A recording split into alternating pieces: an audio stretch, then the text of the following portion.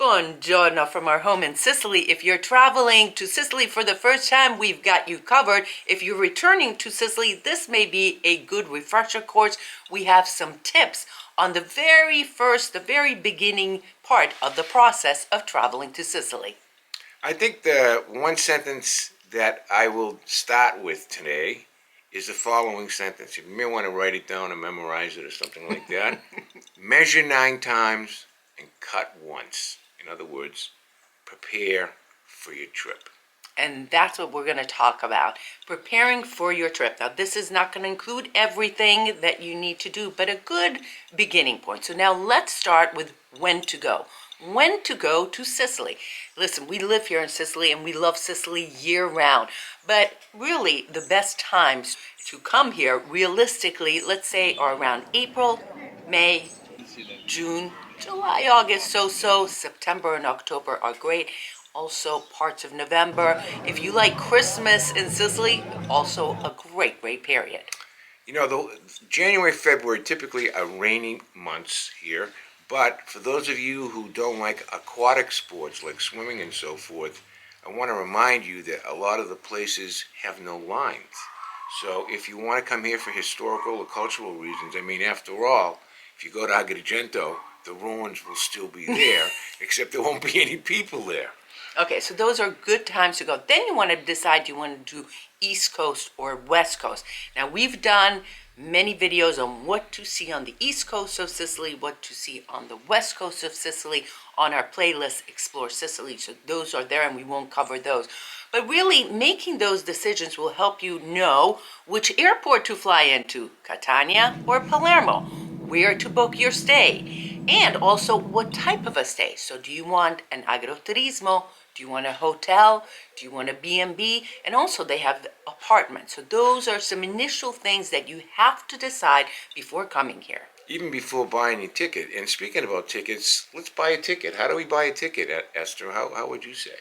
Well, one of the ways that I've done is through Orbitz. Orbitz generally has helped me get some really good really good times and really good flights at a reasonable amount of flight, but I also go through Delta sometimes, so it just depends. My preferred airlines are the follow: Swiss, Lufthansa, number 1 and number 2 for sure, and then Frontier.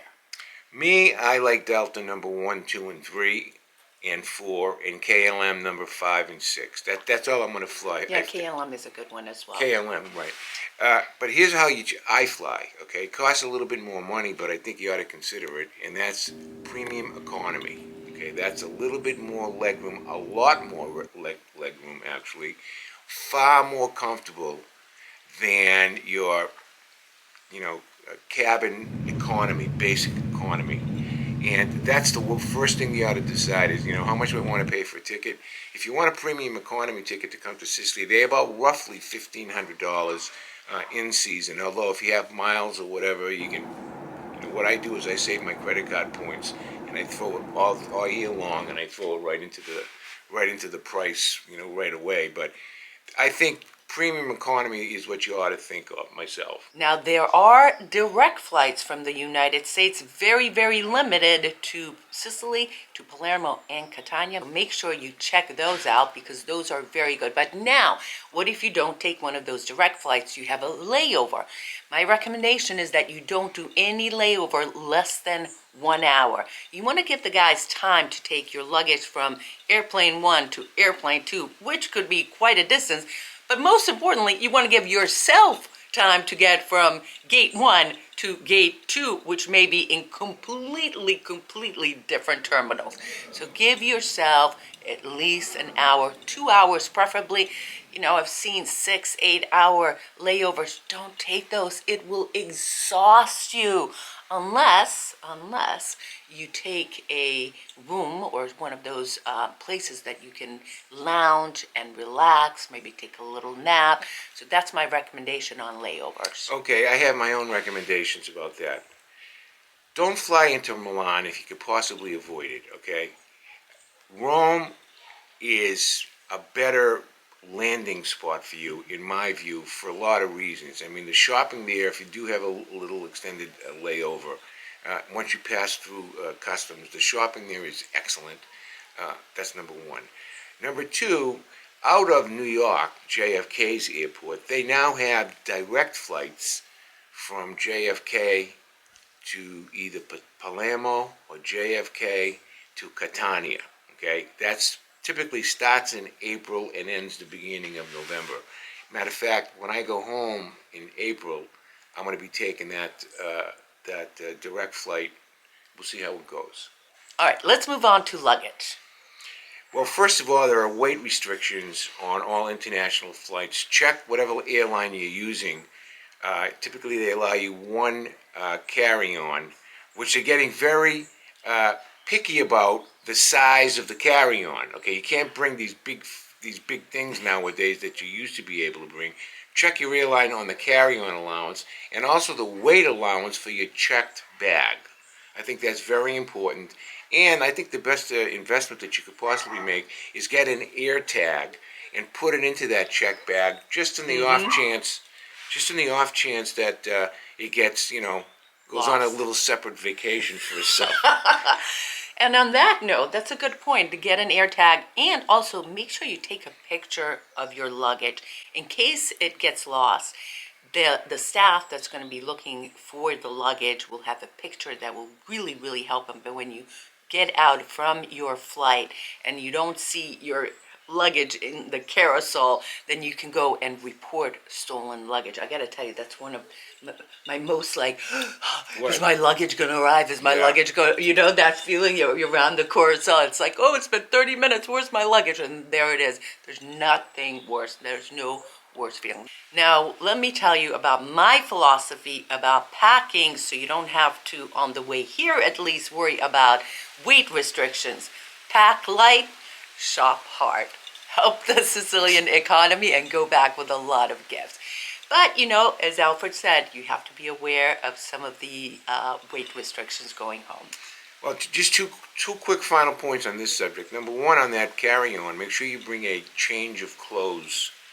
Just in the off chance that they misplace your luggage, at least you want to have clean, underwear, garments, and something to wear. That's number one. And number two, when they do give you your ticket, there's going to be a little thing that they usually attach to the back of your passport. That's your luggage tag. And you need to make sure that you keep that and don't discard that, because if a piece of luggage is lost or mislaid, you'll have to fill out a form at wherever you're going to be arriving, and the first thing they're going to say is, well, let me see that little piece of paper, because they scan it in. It's very important to have And that along with that scanned is that photo that I told you to take of your luggage. Now, along with that, make sure, just in case something happens to your phone, maybe your battery's low or something happens, make sure you have a printed piece of paper of where you're staying. Because very often, some of the airports will just deliver your luggage right to where you're staying. So it's very important that you have that piece of paper with where you're staying. Now, when you get out, you got your luggage, you're so excited. One thing I do recommend is you bring a coin so you can put it into the carousel so you can walk out with your luggage. Along with that, make sure you bring €250 worth of cash right before you land. You don't want to be changing money at the airport. The exchange rate is just terrible. And here in Sicily, unfortunately, there's not a bank in every corner. And to be quite honest with you, I've had this experience many times. Sometimes the ATM just doesn't work. So for safety, make sure you bring a few euros in cash. I'm a little bit more fundamental about that. Usually these carousels that she's referring to at the arrival airports, they're usually €1. So bring a €1 coin if you can possibly find it, okay? If you're stopping and say in Rome or Milano or someplace else, you can get them. Just buy a cup of coffee and Good ask idea. what. Good idea. That's number one. But number two is, that's the most dangerous place. In the arrival hall, as soon as you get your luggage, you need to, deploy your radar in terms for pickpockets, because the pickpockets are very active from that point until you get outside. And on the sidewalk on arrivals, they're like flies. They're like flies. So you really have to, be on guard. We talked exactly about where to hide your money and your credit cards. I put my extra credit cards in my shoe on one side of one foot and my extra cash in the other. That's what I do. Well, we did a whole episode Right. about one of our friends, Jim, who lost his passport, his phone, and what to do. Very specific steps that you'll need to take if that ever happens to you, God forbid. So that's some good advice. Now, let me tell you, so we talked a little bit about where to stay. And, where to stay depends on what kind of an experience you want. The Right. hotel, the agriturismo means that they have to have some kind of a working farm on the property, and probably some of the foods that you'll be served are from there. The hotels we work with are really, really great. And we're not talking about chain hotels. We're talking about family-run hotels here that we work with. And the great thing is that you start to get to know the staff. The staff is very, very helpful in pointing you in the right direction. If you stay at Airbnb, maybe your host will help, maybe not. You're taking more of a chance. So, it's whatever your preference. Now, let's move on to... Wait a minute. I have 3 points to make. Go ahead. Okay. Number one, these agriturismo places some of them are quite primitive. All right. I can remember one time in Tuscany, I brought a group there. Beautiful place, swimming pool. It had a beautiful white horse on the outside. Beautiful trees. We walked in to get dinner that night, and what did we see? We saw those things hanging from the ceiling. The glue things that trap flies. Okay, it was gross. It was terrible. I don't really think that. And then the other thing is right over here. There are other agriturismos that are very Right. nice. We use one in Tuscany that is beautiful. Terrific. You wake up, you see the sheep Right. running around, you see Right. fields. So honestly, as Alfred said, measure 9 times, count once. And that also means your research that goes into the type of agriturismo, the type of hotel, the type of B&B. And on top of that, let me just say, the location of those. Are they close to public transportation? Do they have parking? All those things are very important for you to consider before booking. The other thing about these B&Bs, okay, which are great. We have many of our friends have them, and they're great. Make sure it has either a kitchen. Okay, make sure it has a small little kitchen, because we've been to beautiful places because we vet our stuff out. But a lot of times when we go see them, the owner says, no, they have to go out to eat. I mean, I don't think that's the purpose of a B&B. If you want to have, a little kitchenette, you might be able to. What do you think about that? Well, I think going out for breakfast into the town and hanging out with locals is better than sitting inside and having dinner alone or having lunch alone. You came to Sicily to be with Sicilians and see the beauties. But having said that, maybe one night you'd want to go to the market, get the fruits and vegetables, get the local catch, and cook at home. But, for me, if I'm going to go to a place like that, going out and being with the people is more important. I just want to stop there for a second and want to say something about what we're talking about. We're talking about the pre-planning of coming here to Sicily. There's a lot of other stuff that has to happen when you come to Sicily, and we'll have a future episode on that for sure. But I do want to say one thing. When you come to Sicily, one of the best experiences, one of the best things to do is, like I mentioned, hang out with the locals. See what everyday Sicilians are doing. Don't plan your trip with a go, go, go every day. Plan your trip with a go, then one day go hang out with the locals, sit in the piazza, observe the people. One of my favorite things is people watching. One of my favorite things is going to get coffee and getting to know the barista, to get to know our waiters and so forth. So my biggest advice, and we're not done yet. We have much more to cover. But my biggest advice, you come here with an open heart. You come here with an open heart, knowing that Sicily, it will be a little bit rough, beautiful because it's paradise, but come hang out with the locals. All right, are we ready to continue? I just have one other comment to make about this. This is the pre stuff, right? Yeah. I think that the best $25 investment you can make, they have them available on Amazon, is to buy a Travel Smart plug-in for your electrical appliances, Bravo. especially a hairdryer for some of the women. Although almost all hotels we know provide them, Yeah. but they will be very hard pressed to provide you with a converter. Because if they're very busy, if it's the high period, so Yeah. $25 you keep it, and also a small weight scale, the electronic weight scales that they sell at any electronic place, Best Buy or wherever. You can buy them to make sure when you go home after you've done all your shopping, right? That's a good one. Right, and then finally, the other thing is, let's say you do a lot of shopping. You can buy another suitcase and you can check two in. Yeah. If you fly premium economy, you can check two in. If you fly first class, you can check in multiple. But if you're flying basic economy, the second one, they will charge you, okay? And it's going to be at least... It's much cheaper than mailing all your extra stuff. Yeah, for sure. But it's at least $79. It was $79 or $80 last season. But if you overweigh that one, the second one, whoo, it goes Yeah. up, kiddo. Yeah.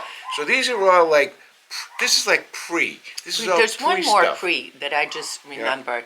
And we have had this incident, and this is why I'm talking about this, having to do with prescription medication. Make sure you have at least 1 month of prescription Good medication. point, Bonnie. High you five. have stop it. Before we move on, we have some very exciting news.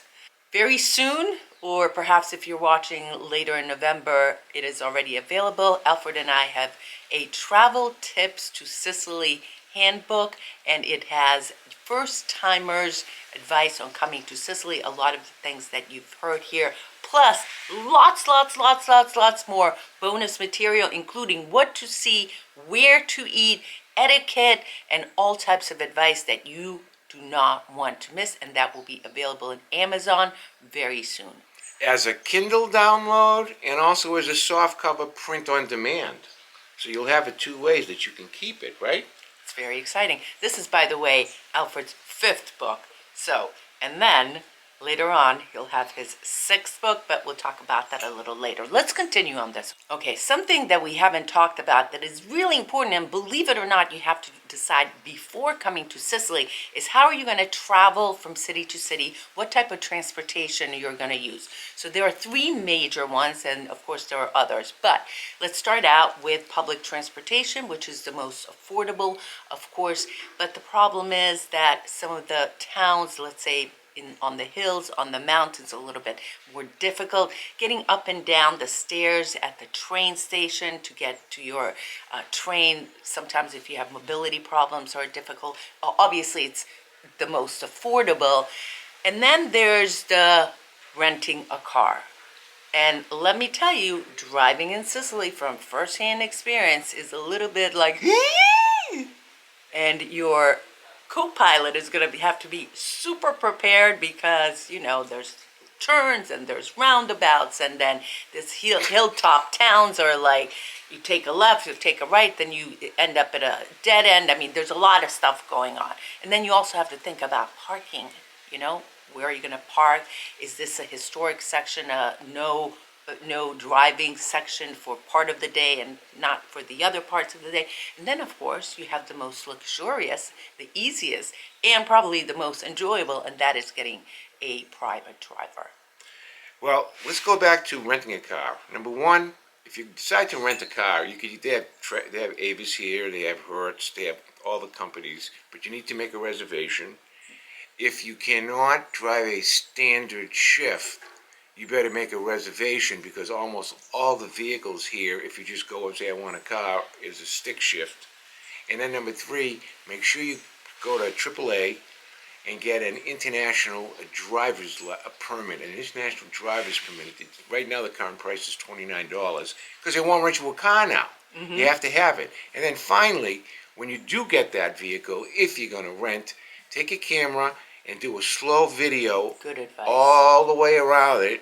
And if there's a dent or 2 or 3, get your camera again, take a photo of the dent and report it to the guy that just gave you that car. When you drop it off, you do the same thing.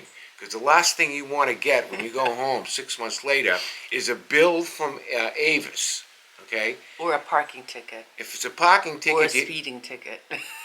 those you'll have to pay, okay? Typically, if you go to the local post office where the ticket was generated from, whatever town it is, they will assist you, but you should pay that ticket uh, as, as quick as humanly possible before you leave, for sure. That's what I think.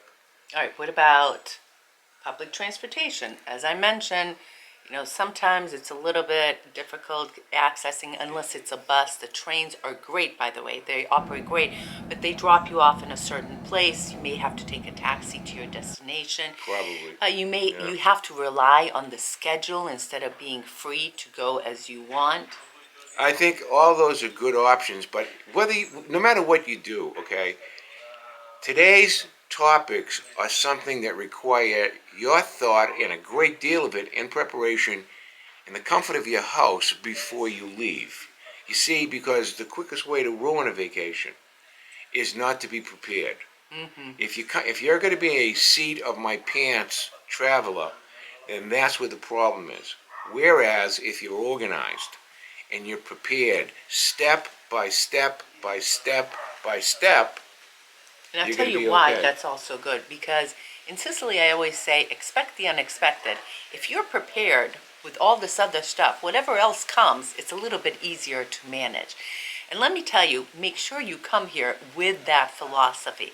And the best thing about being prepared is that you have a little bit of a system, you have a little bit of an understanding of what there is, because things here are different. This is not the United States. Things here are different, so it's going to take you a little bit of time to get used to the culture, to the people, to some people not speaking English. And one final thing that I want to say, that don't pack your schedule. Like I said, make sure you have a go day, then a relax day, a go day, and a relax day. You're not going to be able to see all of Sicily in 10 days. You're not going to be able to see all of Sicily in 2 weeks. You can get a taste of it, but if you want to come, I suggest coming twice to the East Coast and the West Coast. My last bit of advice is this, honestly, that a lot of these tips that we're giving you right now, which are the start of them, also apply almost for the entire peninsula of Italy. They're virtually the same in terms of the check-in procedure, purchasing the ticket, transportation, and stuff like that. So it's not just Sicily. Don't think that Sicily is worse than the rest of Italy, because it's not. As a matter of fact, I'm looking at Mount Etna right now, and it is spectacular. And right straight, we're looking at Calabria, and the view is great today over the Ionian Sea because it's a nice sunny day. Sicily is magical, Esther. It'll touch your soul, okay? It's a jealous mistress, I'm telling you right there. And that's why you want to spend some time with the people, taking in nature and the history. Sicily is an open museum. I say it all the time. So when you're coming to Sicily, I hope you have the best of time. Listen, if you need help coordinating or booking or planning your trip, Al and I do that type of work. So make sure you send us an email. And if you don't know this yet, we do have group tours and we do private and customized tours. So that's all I have to say about that. Thank you so. Do you have one more thing to say? No, it's a beautiful day. That's all I want to say. And I have the Bunster next to me. What else could a guy ask Listen, for? I'm going to turn the camera around, but before that, we love you guys. We love you guys. We love you guys. We appreciate you being here, Alfred. Se benediga e grazie per tutti. Wait a sec. Wait a sec. Here we are in November, and this is what we see.